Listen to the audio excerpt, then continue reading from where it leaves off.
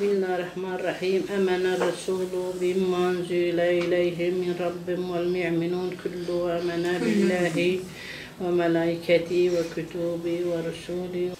Euzubillahimineşşeytanirracim. Bismillahirrahmanirrahim. Yasin vel Kur'anil hakim. İnneke leminel murselin. Ala sıratin mustakim. Tenzilel azizir rahim. Nebeze. Vehebe. Sekeke. Seteke. Hateme. Addede. Hanımlar, namazın içindeki ve dışındaki farzlardan bahsedelim biraz. Dışındaki farzlara bahsetmek isteyen var mı? Hadesten taharet, necasetten taharet, ses, avret, istikbali kıble, vakit ve niyet. İçindeki farzlardan bahsetmek isteyen ya da cevap vermek isteyen var mı? Kıyam, rükû mesela. Secde. Kıraat. Diyelim ki öğle namazının son vaktindeyiz. Daha ikindi okunmadı. Kıldığımız zaman ikindi vaktini kabul oluyor mu? Olmuyor. Tamamen ikindi vaktinin ne yapması gerekiyor? Girmesi gerekiyor. Ondan sonra kişinin ne yapması gerekiyor? Namazını kılması gerekiyor. Ben küçükken gitmiştim Kur'an kursuna. Korktuk, yaşlı bir teyzeydi, neneydi. Tavuk şeyinin içine atmışlardı beni. Kapıyı da çaldılar, yasaklandı.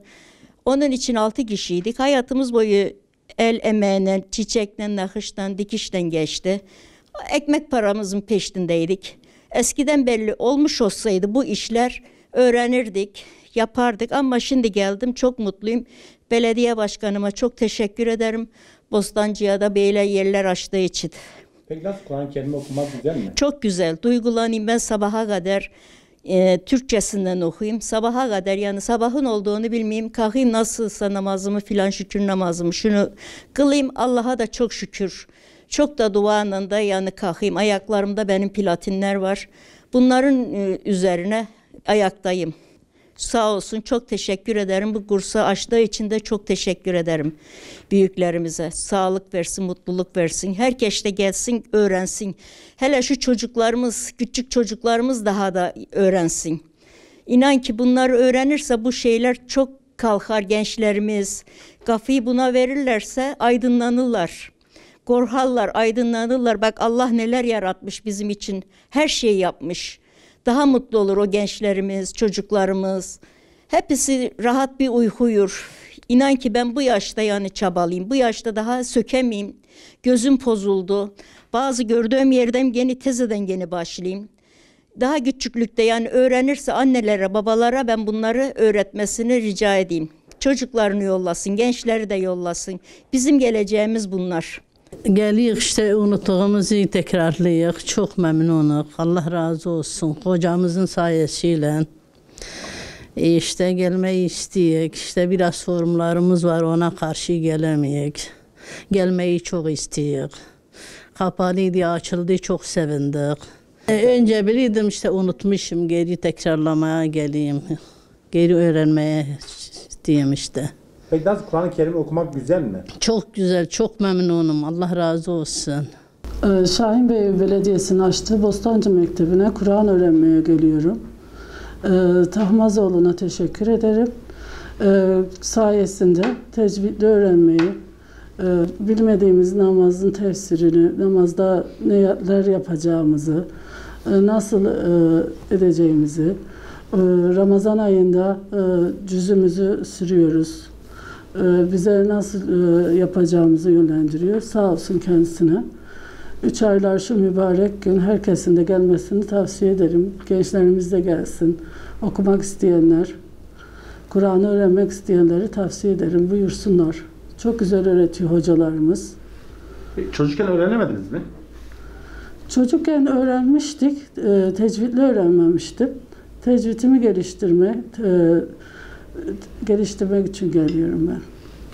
Ben Bostancı Mektebi Kültür Evi'ne Kur'an öğrenmeye geldim. Çocukluktan maalesef öğrenemedik.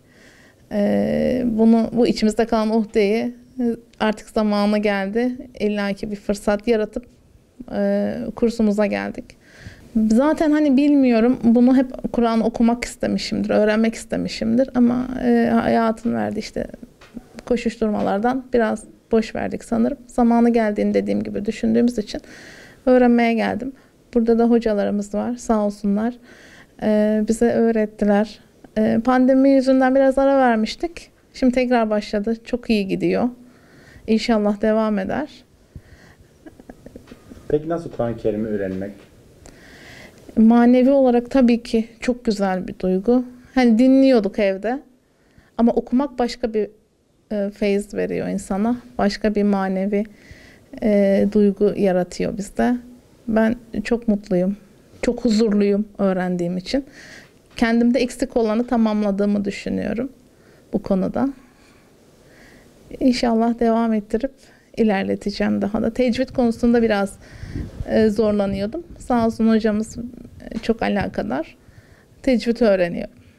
Tecvid okumak daha, hani dinliyoruz ya, o hoşumuza giden şekilde biz de okumaya çalışıyoruz.